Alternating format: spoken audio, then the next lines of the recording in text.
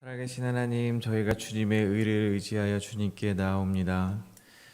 저희가 주님께 예배하는 이 시간이 저에게 가장 큰 기적임을 고백합니다.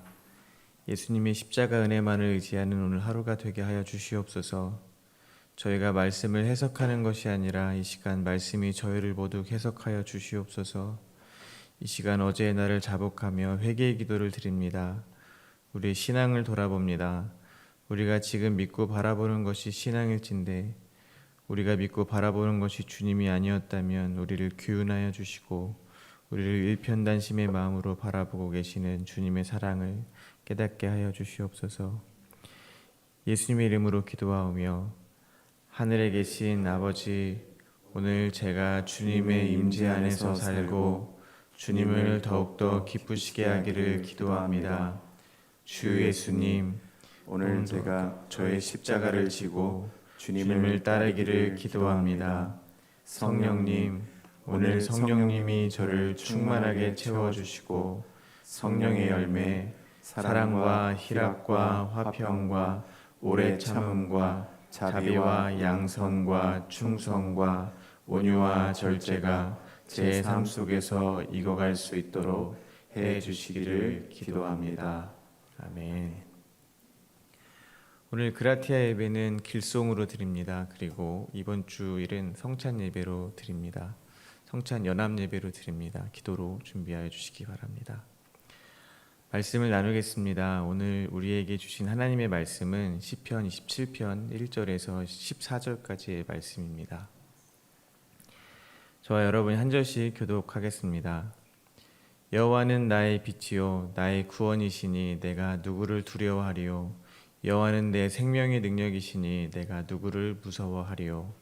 악인들이 내 살을 먹으려고 내게로 왔으나 나의 대적들 나의 원수들인 그들은 실족하여 넘어졌도다. 군대가 나를 대적하여 진칠지라도 내 마음이 두렵지 아니하며 전쟁이 일어나 나를 치려 할지라도 나는 여전히 태연하리로다. 내가 여호와께 바라는 한 가지 일 그것을 구하리니 곧 내가 내 평생에 여호와의 집에 살면서 여호와의 아름다움을 바라보며 그의 성전에서 사모하는 그것이라. 여호와께서 환난 날에 나를 그의 초막 속에 비밀히 지키시고 그의 장막 은밀한 곳에 나를 숨기시며 높은 바위 위에 두시리로다. 이제 내 머리가 나를 둘러싼 내 원수 위에 들리리니 내가 그의 장막에서 즐거운 제사를 드리겠고 노래하며 여호와를 찬송하리로다. 여호와여, 내가 소리내어 부르짖을 때에 들으시고 또한 나를 긍휼히 여기사 응답하소서. 너희는 내 얼굴을 찾으라 하실 때에 내가 마음으로 주께 말하되 여호와여 내가 주의 얼굴을 찾으리이다 하였나이다. 주의 얼굴을 내게서 숨기지 마시고 주의 종을 노하여 버리지 마소서. 주는 나의 도움이 되셨나이다. 나의 구원의 하나님이시여 나를 버리지 마시고 떠나지 마소서.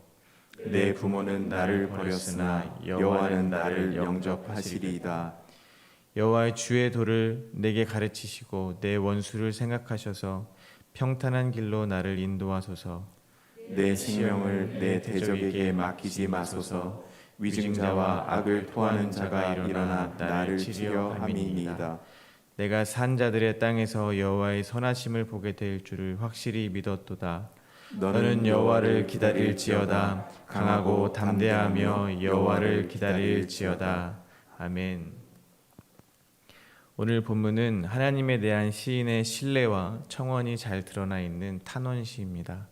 시편 27편을 통해 고난 가운데 있는 성도가 취해야 할 태도와 성도의 깊은 고뇌를 엿볼 수가 있습니다. 표제는 다윗의 시로 총 세 문맥으로 나누어서 묵상을 하도록 하겠습니다. 첫 번째 문맥은 1절부터 6절입니다. 다윗은 절망 가운데 주님을 신뢰하며 소망을 고백하고 있습니다. 두 번째 문맥은 7절부터 10절입니다. 부르짖음에 응답하기를 바라는 다윗의 간절한 고백과 주님에 대한 신뢰의 고백입니다. 세 번째 문맥은 11절부터 14절입니다.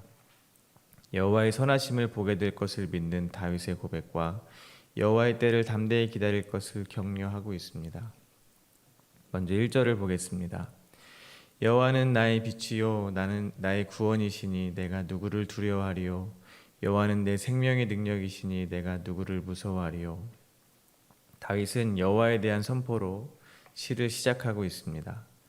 여호와는 나의 빛입니다. 이 고백은 저희들에게도 중요한 기준을 제공해 주고 있습니다. 삶을 살아가면서 겪게 되는 많은 순간을 저희는 크게 두 가지로 분류합니다. 하나는 좋은 일, 하나는 나쁜 일입니다. 이미 앞서서 나누었듯이 그 기준은 그것을 받아들이는 나입니다. 쉽게 말해서 내가 좋으면 좋은 일, 내가 나쁘면 나쁜 일입니다. 이를 다른 말로 표현하면 좋은 일은 빛이요, 나쁜 일은 어둠이라고 표현할 수 있을 것입니다. 그런데 여호와는 나의 빛이요라는 고백은 이 기준점을 나에서 여호와로 바꾸어 주는 것입니다. 내가 좋아서 빛이 아니고 내가 싫은 일이 어둠이 아니라는 말입니다. 어떠한 상황 가운데 있을지라도 여호와가 있으면 빛이요, 여호와가 없으면 어둠이라는 고백을 하고 있는 것입니다. 더 나아가 다윗은 여호와는 나의 자신의 생명의 능력이라고 고백하고 있습니다. 자기의 생명은 하나님의 손안에 있다는 것을 고백하는 것입니다. 하나님 없이는 우리는 어둠이요 사망일 뿐입니다. 하나님께서 우리에게 빛이 되어 주시고 생명이 되어 주신다는 것입니다. 우리의 모든 주권이 주님께 있음을 다시 한번 고백하고 있는 것입니다. 예전에 제 친구와 이런 대화를 나눈 적이 있습니다. 그 친구를 처음 만난 날이었는데 그 친구는 다니던 회사가 그날 부도가 났습니다. 임금을 3개월치나 못 받았고 퇴직금도 떼었습니다. 그냥 맨몸으로 회사를 나왔습니다. 그날 저를 만나서 같이 저녁을 먹으며 대화를 나눴습니다. 그 친구는 저에게 자신은 지금 어둠 가운데 있다고 했습니다. 자기의 앞날이 너무 캄캄하다는 고백을 하는 것이었습니다.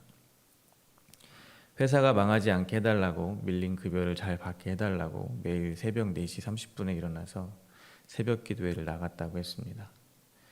기도를 그렇게 열심히 하는데도 회사는 점점 어려워졌다는 것입니다. 그러다 마침내 회사는 부도가 난 것입니다. 그러니 자기의 기도가 하나도 이루어진 것이 없고 하나님께 계속 기도해도 속 시원하게 대답을 해주시는 것도 아니고 답답한 마음으로 자신은 지금 어둠 가운데 있다는 얘기를 저한테 하는 것이었습니다. 그 친구에게 제가 물었습니다. 바울이 갈라디아에서 했던 이제는 내가 사는 것이 아니요 오직 내 안에 그리스도께서 사시는 것이라 이 고백을 아냐고 물었습니다. 그랬더니 그 친구가 자기도 잘 알고 있다고 했습니다. 그럼 그것을 너도 믿느냐고 다시 물었습니다. 그랬더니 그 친구가 당연히 자기도 믿는다고 했습니다. 그래서 저는 그 친구에게 이렇게 얘기해 줬습니다. 빛이신 그분이 내 안에 있는데 네가 어떻게 어둠 속에 있을 수 있느냐. 지금 너는 망한 게 아니고 빛 가운데 있다. 너는 지금 좁고 협착한 길에 있는 것이 아니고 하나님의 대로를 걷고 있는 것이다. 왜냐하면 빛이신 그분이 내 안에 있기 때문이다 라고 말해줬습니다. 그 친구는 그날 저와의 대화 이후에 신앙생활 이후에 처음으로 자유를 맛보았다고 고백했습니다. 항상 성공과 실패라는 두 가지 기준 사이에서 갈등했는데 이제는 자기가 망한 것이 하나도 문제가 되지 않는다고 했습니다. 지금까지는 늘 자기의 기도가 부족해서인가 예배를 진심으로 드리지 못해서 나에게 자꾸 이런 일이 벌어지는가 괴로웠는데 지금은 자기 상황은 상관없이 빛이신 그분이 자기 안에 있으니 너무나 자유롭다고 했습니다.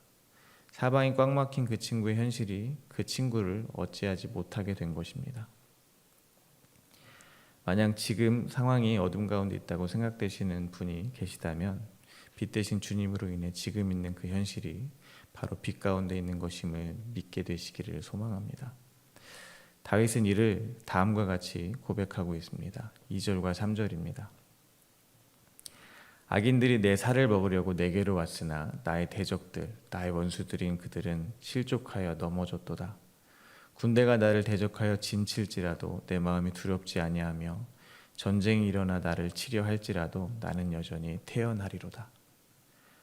군대같이 많은 원수 같은 악인들이 다윗의 살을 먹으려고 달려드는데, 그래서 다윗이 그로 인하여 좌절하고 자기를 두려워해주고 불안해하고 하나님까지 원망하기를 바라는데, 제 친구가 빛이신 주님이 자기 안에 있어서 자유를 얻은 것처럼 다윗이 그 원수들을 두려워하지 않고 오직 자기의 생명을 주관하시는 주님만을 두려워하고 아무렇지도 않은 것처럼 보이니까 도리어 악인들이 실족하여 넘어진다고 다윗은 고백하고 있는 것입니다.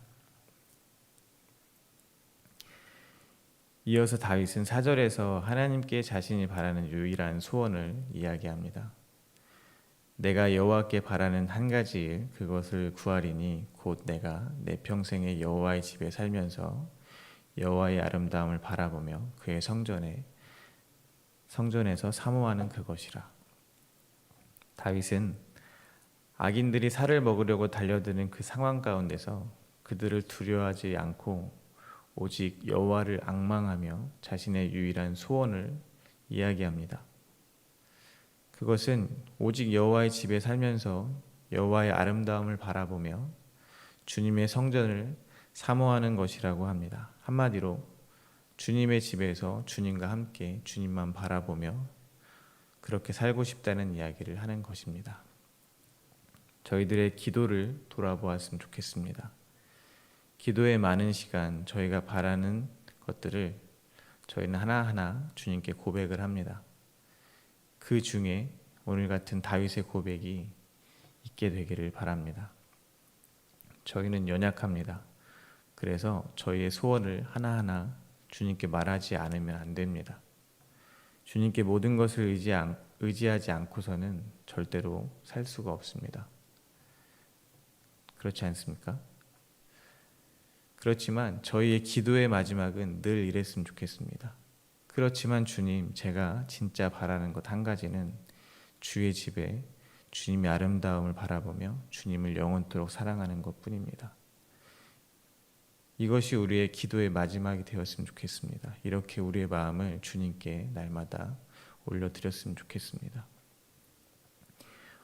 원수가 군대같이 에워싼 그 상황 속에서 다윗은 유일한 소망을 품고 5절과 6절에서 다음과 같은 믿음을 선포합니다. 여호와께서 환난 날에 나를 그의 초막 속에 비밀히 지키시고 그의 장막 은밀한 곳에 나를 숨기시며 높은 바위에 두시리로다. 이제 내 머리가 나를 둘러싼 내 원수 위에 들리리니 내가 그의 장막에서 즐거운 제사를 드리겠고 노래하며 여호와를 찬송하리로다.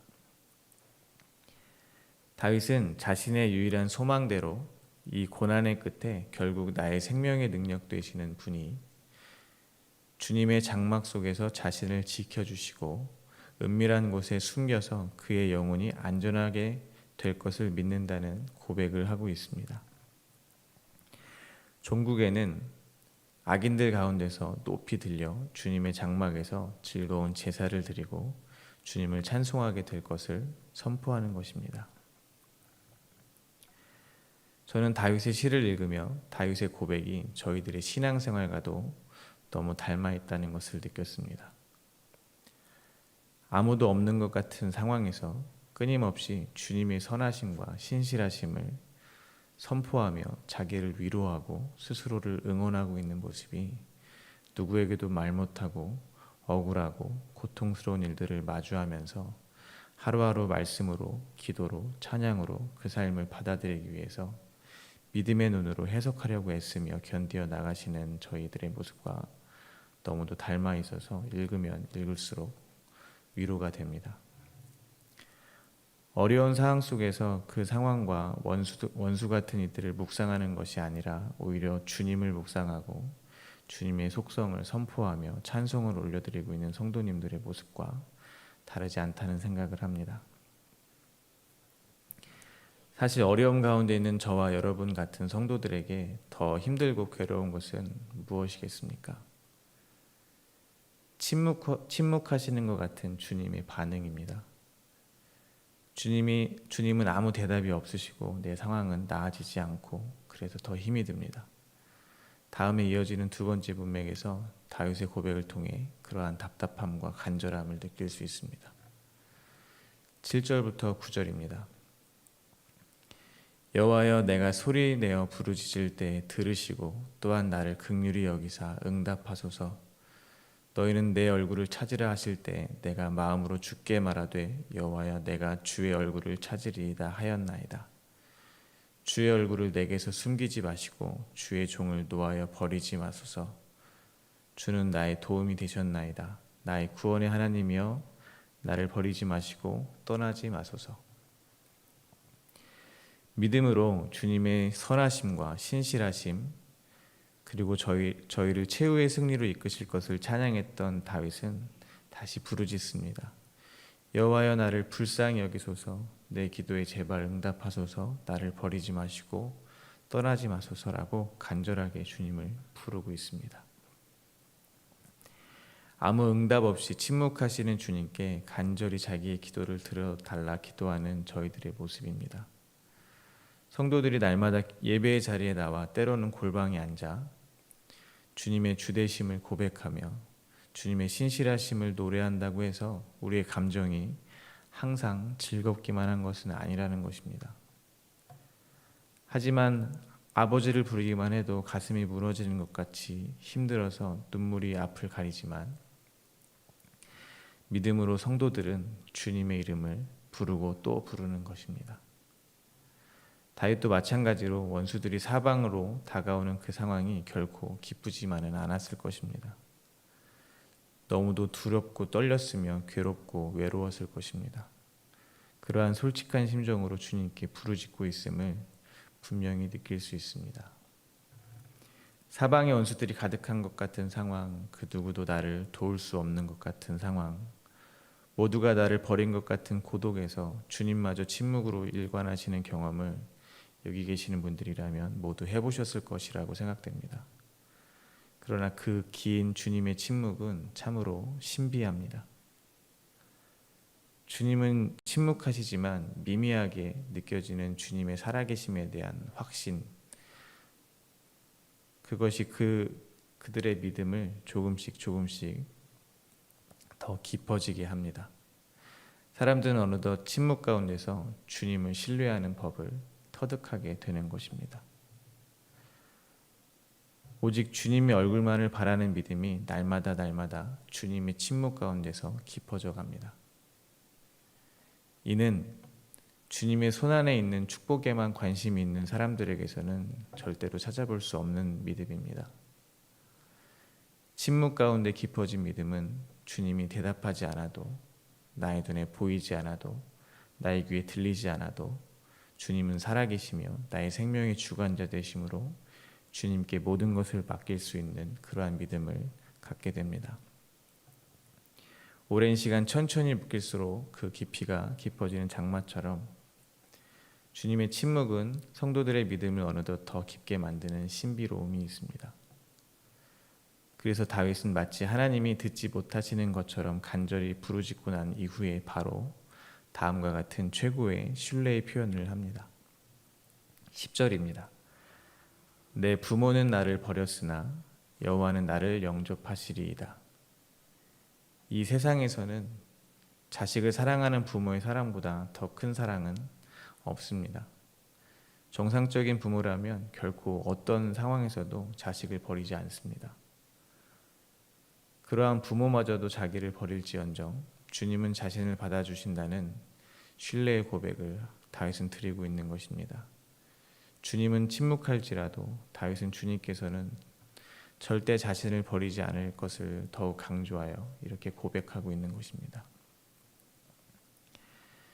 마지막 세 번째 문맥에서 다윗은 주님께 믿음의 고백을 올려드리고 있습니다. 11절에서 13절입니다. 여호와여, 주의 도를 내게 가르치시고 내 원수를 생각하셔서 평탄한 길로 나를 인도하소서. 내 생명을 내 대적에게 맡기지 마소서. 위증자와 악을 토하는 자가 일어나 나를 치려 함이니이다. 내가 산 자들의 땅에서 여호와의 선하심을 보게 될 줄 확실히 믿었도다. 다시 한번 말씀드리지만 다윗은 시편 25편에서 여호와는 선하시고 정직하시고 주님의 도로 죄인을 교훈하기를 고백했었습니다. 주님의 교훈은 자신이 스스로 의인이라고 생각하는 사람들에게 자신은 여전히 하나님 앞에 죄인이었음을 가르칩니다. 그리고 주님의 길, 주님이 마련하신 의, 죄인에게 값없이 은혜로 주시는 의에 대해서 깨닫게 하여 오직 주님의 은혜에만 의지하게 합니다. 11절에 쓰인 평탄한 길의 평탄은 의, 공이라는 뜻이 있습니다. 따라서 다윗은 지금 주님의 도, 즉 주님의 의로 나를 인도하소서라는 고백을 하는 것입니다. 다윗은 다시 한번 분명하게 고백합니다. 지금 대적이 자신의 목숨을 해하려고 하는 이 상황의 주권은 모두 주님께 있다는 것입니다. 다윗은 지금의 상황을 통해서 고백하는 것이 있습니다. 그것은 바로 주님이 자신의 생명을 대적에게 허락하지 않으면 절대로 대적에게 빼앗기지 않을 것이라는 것입니다. 다윗은 주님의 은혜로 말미암아 산자들의 땅에서 주님의 선하심을 보게 될 것이라는 믿음의 고백을 하는 것입니다. 하지만 저희들이 놓치지 말아야 하는 다윗의 고백이 있습니다. 다윗이 오늘 본문 4절에서 유일하게 자신이 바라는 것을 밝힌 바 있습니다. 그것은 내 평생 여호와의 집에 살면서 여호와의 아름다움을 바라보며 그의 성전에서 사모하는 것입니다. 그렇다면 그가 믿고 있는 여호와의 선하심은 단순히 자신을 이 죽음의 목전에서 살려달라는 것만은 아닐 것입니다. 그것은 바로 주님의 집에 거하는 것입니다. 그래서 오늘 시편 마지막 절인 14절이 승리를 약속하는 것으로 끝나는 것이 아니고 강하고 담대하게 여호와를 기다리라는 말로 끝을 맺고 있는 것입니다. 우리는 알 수 없는 고난의 때 주님만을 바라봅니다. 하지만 정말 주님으로만 만족해서 주님을 바라보는 이들이 있고 자신의 문제 해결만을 위해서 주님을 바라보는 이들이 있다는 사실을 기억하시기 바랍니다. 오늘 저희는 시편 27편을 통해서 다윗이 진정으로 원하는 것은 바로 주님 그 자체라는 사실을 충분히 느낄 수 있었습니다. 저희도 고난을 겪으며 아프다고 주님께 마음껏 호소하며 결국 우리의 소원은 주님의 나라에서 주님을 영원히 찬양하는 것이라는 고백을 하게 되기를 소원합니다. 또 한 가지 묵상할 수 있는 것이 있습니다. 다윗과 같이 저희도 날마다 주님의 나라에 거하며 주님의 아름다움을 영원토록 찬송하기를 원합니다. 아버지의 집에 가기를 날마다 소망합니다. 그래서 오늘 본문 14절에서 여호와를 기다릴지어다의 요청이 저희에게는 다시 오실 예수 그리스도를 기다리라는 말로 들립니다.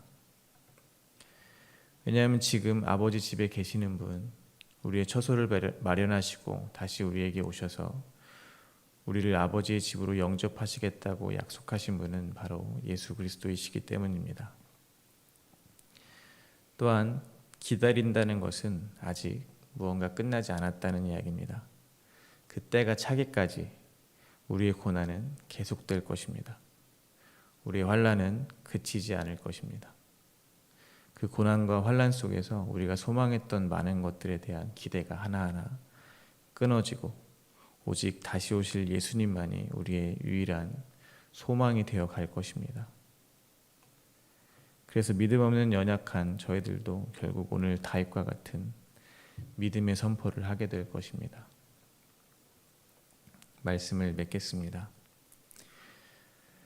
오늘 다윗의 고백이 저에게 큰 위로가 되시기를 바랍니다.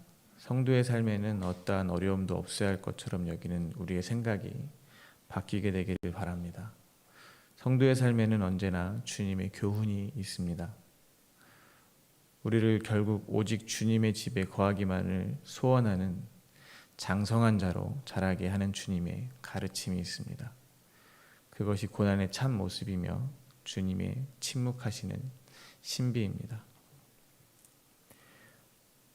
오늘 하루도 우리 안에 있는 주님의 빛으로 말미암아 저희를 좌절시키고 주님을 원망하게 하기 위해 다가오는 저희들의 많은 대적들이 실족하여 넘어진 하루가 되시기를 소망합니다.